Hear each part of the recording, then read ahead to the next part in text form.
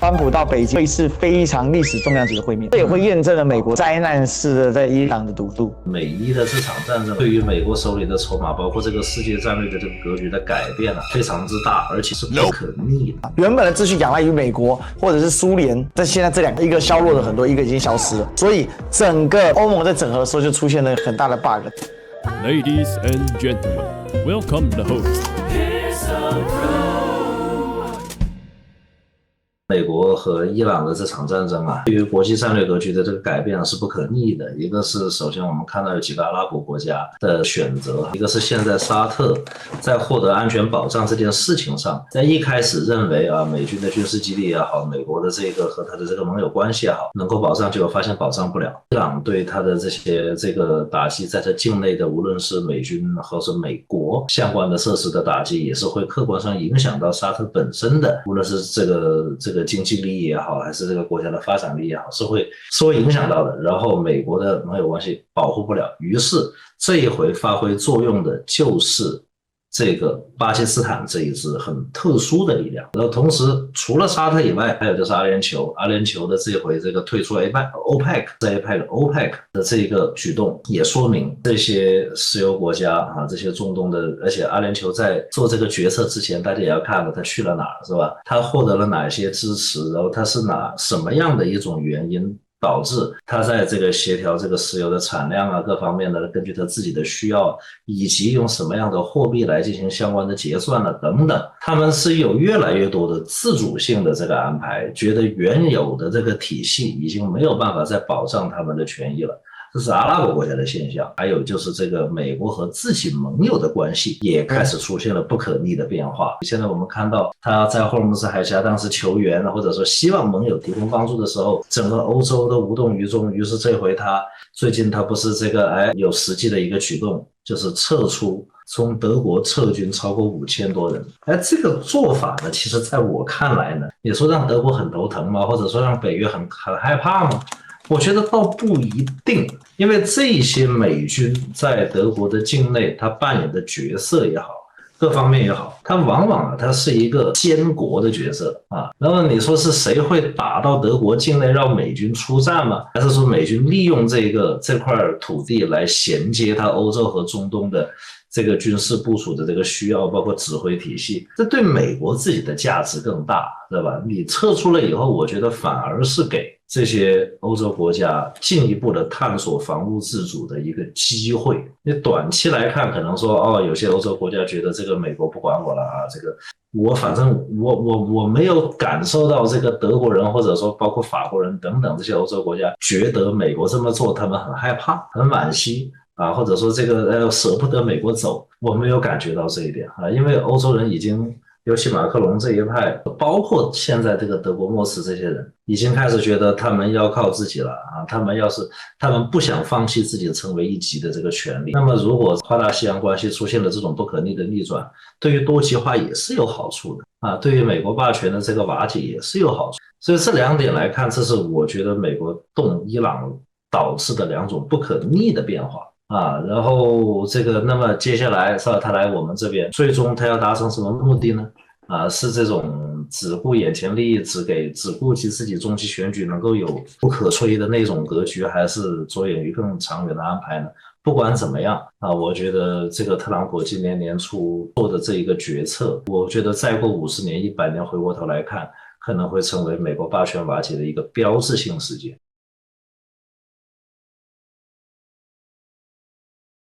非常同意杨生那个分析因为到目前为止，伊朗打到现在基本打不下去。大家知道，他竟然说 EPA Fury 结束了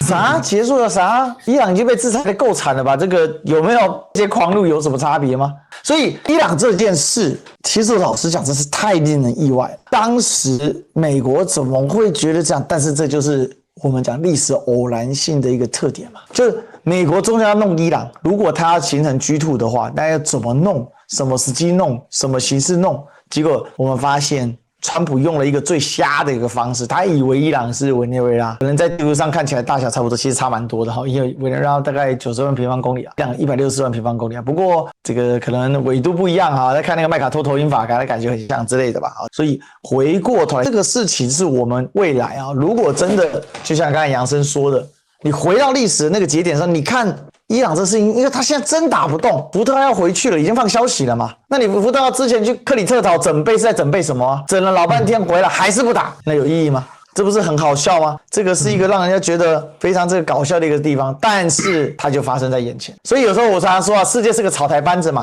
草台跟班子啊是交互出现的，因为现在看起来伊朗的价值甚至可能比俄乌战争更高。是的，对，俄乌战争有它的价值，但是俄乌战争拖太久了，所以拖久了之后，它的历史价值下降了。因为发现确实俄国并没有那个能力可以完全决定世界的格局，它只能拖着。所以很明显的是，这个之前我跟王夏聊过的时候，我有个看法，现在反而是伊朗战争的结果会反向去影响到俄乌战争的走势。而且我跟大家说，我认为已经影响到了，因为俄乌战争显然进入了第二阶段，也就是欧洲直接对上美国。在这之前是北约，也就是美国加欧洲对上俄国，而美国现在不玩了嘛，所以是欧洲直接对上美国，因为欧洲批了一个900亿欧元的贷款，第一例贷款。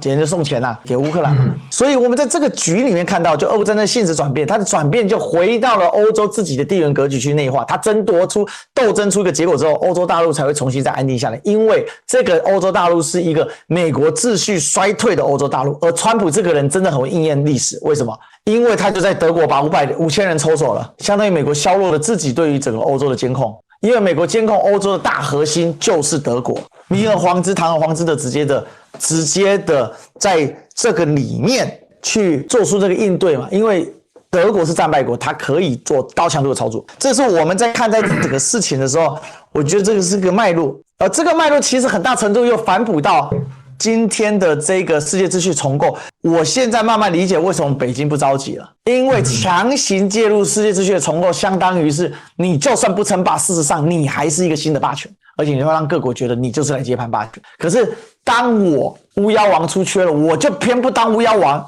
让全世界的这一些这个亡灵大军再闹腾一回，总会闹出个结果嘛，就确实嘛。所以我觉得这个叫做世界的一个自然现象发展，这叫自然律。任何的秩序重构，你可以是一个新的霸权来接盘这个秩序，比如说英美之间的秩序交叠的更迭。也可以是一个回到自然律，让它自然的斗争之后，我再以我强大的力量重新在这一个秩序里面扮演核角色，这是一个完全不同的思维。而且事实上你可以看到，伊朗现在最大的支撑者从来就不是北京嘛，是莫斯科啊。伊朗外长阿拉格齐不跟库许纳他们开会，不跟维特科夫开会之后，他飞去哪里？他先飞了到阿曼，解决的是什么？解决的主要是阿曼的这个石油的这个简单来讲就是换皮啊，就是混油，或者是什么呀？那个叫做洗油啦，对，洗油啦，然后再来就是莫斯科嘛。所以这个概念就这样子，大家就这样子建构起来了。那所以我觉得北京不急有它的道理，但是确实这个不急的结果是什么？世界相当动荡，因为没有新的秩序，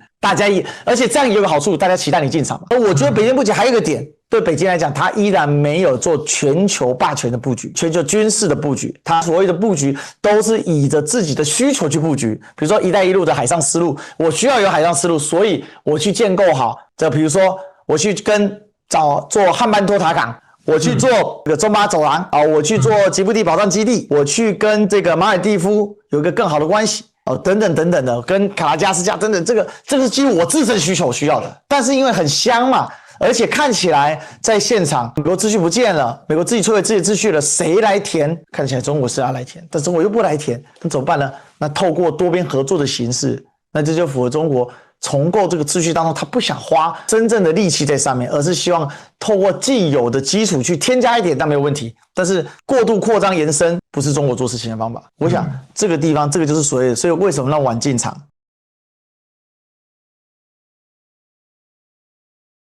美国的驻军的撤军哦。那欧洲，你真的觉得他这次他当然单独下场去支援乌克兰，在这个世界秩序重构的时候，欧洲面临的最大问题是什么？他有办法在这个重构当中找到自己的定位吗？因为现在欧洲显然还是有一批人，其实跟台湾一样嘛，这个世界秩序美国不要了，但是我们依然有一群人正在跟着，觉得一旦川普不在了，那美国会回到这个世界秩序，所以在维持一个没有美国的美国秩序这个概念，这是一个很有意思的地方啊。欧洲的这个情况呢，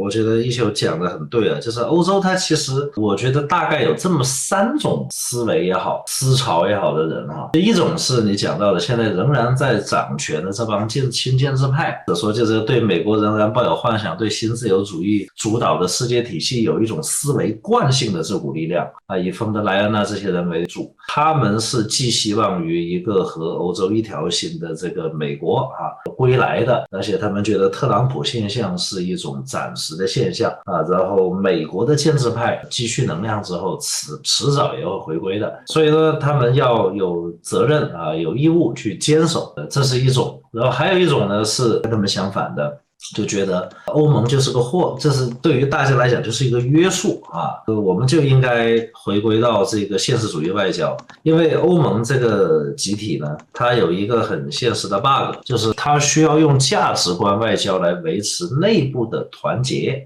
然后要表里如一的用这种白左的价值观外交去要求去框这个世界上任何的其他事情，所以他就会很讨厌，他会拿价值观外交去对俄罗斯、对我们中国、对美国提出他那一套既双标又有点道德洁癖的那套标准，但是呢，他又没有办法回到用在一个现实主义外交主导的，或者说一个无政府状态下的国际秩序中，继续和我们其他这3家一样，就中美俄一样用现实主义外交。因为如果用这个方式去处理外部的问题的话，它内部就会瓦解，这是它一个很大的 bug。所以会有一派认为干脆就不要这个欧盟了啊，我们就各家各管各的，这个就挺好啊。因为这个尤其是像这个无论是法国的勒庞也好啦，像这个匈牙利刚下去的欧尔班也好，就这一类人的想法呢就属于这样的。但是现在呢，这一帮人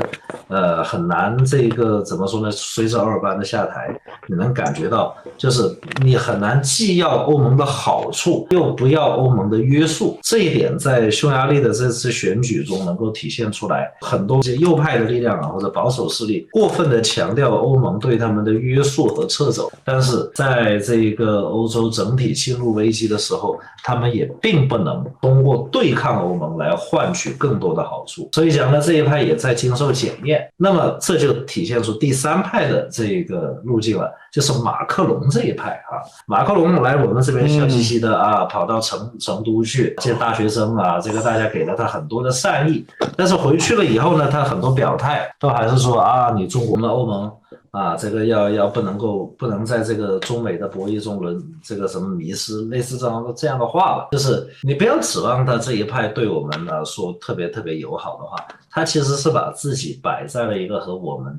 中国和美国对等的一个博弈的一个位置上来。然后呢，他们认为欧盟得保存，但是这个不能指望美国，而是指望自己走欧盟自己独立自主一体化的这个路径。法国负责去扩充核武库，德国就提高你的国防开支，然后把你的这个军工体系我们欧洲能够搭建一个自给自足的，不依赖美国的。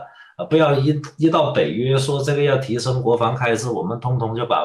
自家的白花花的银子扔到美国军工复合体的口袋里面去，买一堆美国武器回来。我们不能这样我们要用自己的力量。然后为什么要支持乌克兰？为什么砸锅卖铁？这个甚至是背负很大的经济压力也要支持乌克兰？因为有了乌克兰这样的一个国家，有了俄乌冲突这样一个天然的历史事件，欧盟终于有机会把大量的钱花在一个又有人口是吧，然后又有土地面积的一个国家，去建立一支有希望未来为欧盟自己所用的一支军队。而这个乌克兰在这个和平协议的，就是俄乌之间的这个洽谈中，俄罗斯并不介意乌克兰加入欧盟，只是介意乌克兰加入北约，对吧？那北约体系现在如果说特朗普也不要，他们也不要的话，那干脆把这个北约的这个安全的这个功能直接过渡到欧盟来，然后把美国去掉。这样的话呢，就有了这从军队规模上有一支乌克兰军队，这样一支有西方所有的武器装备，然后人数又够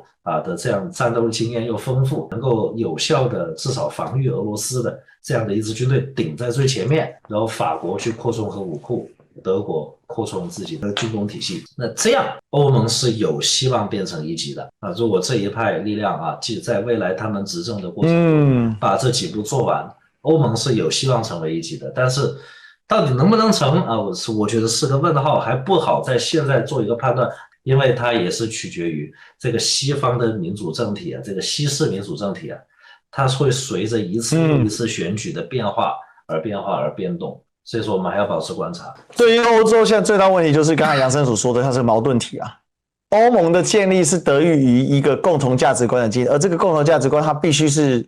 去宗教化的，当然是表面上啦，去宗教化的，并且呢，它必须是去传统保守主义的，因为传统保守主义各国会回到它自己各国的原本的色彩。再来的，它必须是一个更强调价值拉高，因为这样子的话，它才能在原本的传统之外建立出一个新的价值观，而这个价值观叫做民主跟自由，用这个方式，所以它看起来很白左。为什么他很白左？他必须这个白左是他们形成共同价值的基础不然的话，法国有法国的传统，德国的传统，他必须降低那个识别度可是这一套随着欧盟想要扩大的时候，到了东欧准不准？东欧就没办法了，因为德法之间愿意做这种事情，还有包括装出英国会做这种事情，很大程度上是要降低德法之间发生再冲突的几率嘛。那德法之间再冲突的几率最大的就是历史跟文化因素是两边是互相排斥的，所以这里面有一个天然的一个矛盾性导致欧洲在整合上面非常的难过。因为当他强调泛欧主义的时候，他就必须削弱各国的主体认同性。但是呢，在强调这种泛欧主义的时候，他就附带着自己的新的共同价值，而这个新的共同价值又会回头来制约了欧盟在整个国际地缘政治里面或者甚至说是产业的结构里面的调整空间，甚至就显得非常的魔怔人，就大家说的这种意识形态上脑的这个状况，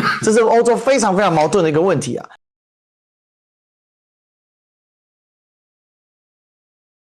但是我自己在看通过乌克兰战争一定程度上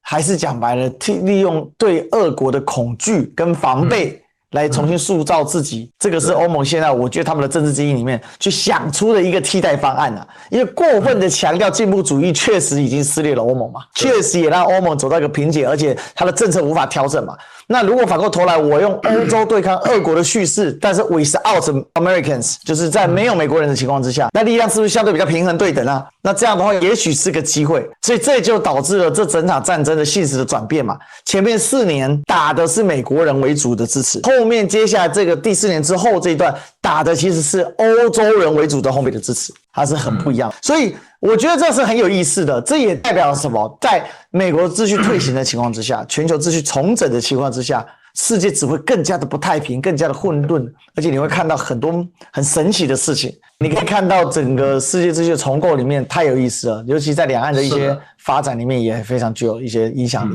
我也提醒大家要注意，有一个国家叫做西班牙，这个国家在欧盟内部的角色会非常的典型，而且会让很多的国家产生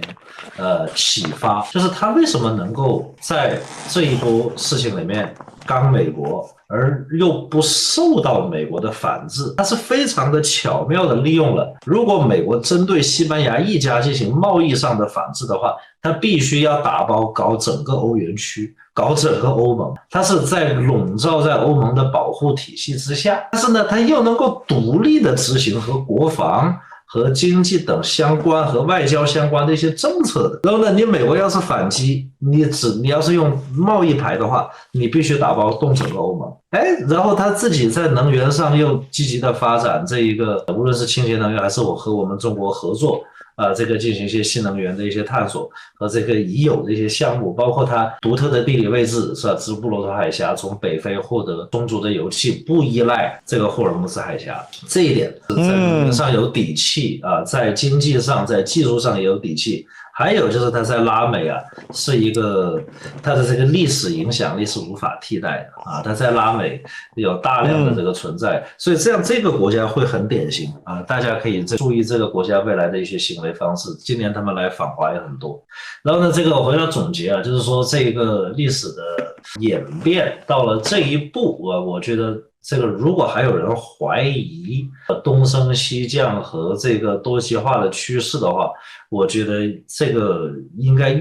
未来会越来越少这种怀疑声。只不过这个多极化，你看你用哪种话语去解释？一种叫做多极化，这很简单；还有一种叫做两超多元体系，这个是我最近听到比较多的一个词。中美叫做两超多元，然后呢，剩下的就会开始慢慢的趋同啊，比如印度会上来，然后呢欧洲下去是吧？然后这个东升西降降的最明显的其实就是欧洲跟日本嘛，然后呢欧洲和日本下来，然后呢这边除了中国上去是全球南方国家里面除了中国上去以外，印度也在往上走。然后会拉得越来越平，然后印度会超过英国了嘛，对吧？那他们说未来很快会超过德国啊，超过日本，然后呢就名列第3，对吧？那在这个趋势的过程中，现在全球都有火药桶，在拉美这个美国自己主动点破了一个，中东已经爆开了，然后欧洲爆开了，在我们的周边已经战火已经烧到了像柬埔寨、泰国这种本来我们以为很和平的国家。那这个剩下的火药桶，它到底是会爆，是会用更巧妙的方式拆除，还是怎么样？很多就决定于我们自己的这个实力和这个意图，包括这个对形势的认知了。所以今年确实很关键，这场交易或者说这一场谈判带来一个什么样的一个确定性，不知道。但我觉得既然它能来，肯定是会有确定性的，而且这个确定性我也知道。特朗普为了确保这一点，他会压制岛内的台湾的这个民进党力量去做 trouble maker， 他会有动力去做这个事情，所以我大概判断今年台湾不会是一个冲突焦点。就其实刚才杨生给我们一个很好的图谱，就是这场川习会，这一场那个元首会谈，这个在北京会非常非常的具有一个价值。为什么？因为看得出来，接下来这个会谈之前，就是因为他会去决定接下来会发生事情，所以大家开始赶快在这个框架确定之前，赶快各种挪动啊，各种抢啊，各种跑啊，对对，能跑能抢能冲，赶快冲啊！所以呢，你也可以看得出来，民进党也很急啊。最近这一波来自于这个国民党内部的斗争，不就跟军购案有关系吗？台湾现在军购1.25兆，8000亿，3800亿加 N， 关键在哪里？关键在于就是美国人敢卖多少，而这是有可能谈。而所谓的发价书一直讲说发价书就是采购合约、采购契约书。美国呢给了第一批3800亿之后，一直没给后续，在哪里？关键就是这个大概是1140亿的部分会不会？然后再来就是说，在台湾内部的反应呢，我对于打垮亲美的力量，我是很有信心的。大家自己想，为什么你知道吗？如果亲美力量都只剩像赵少康这样的老先生出来的话，那代表他已经没有后续了。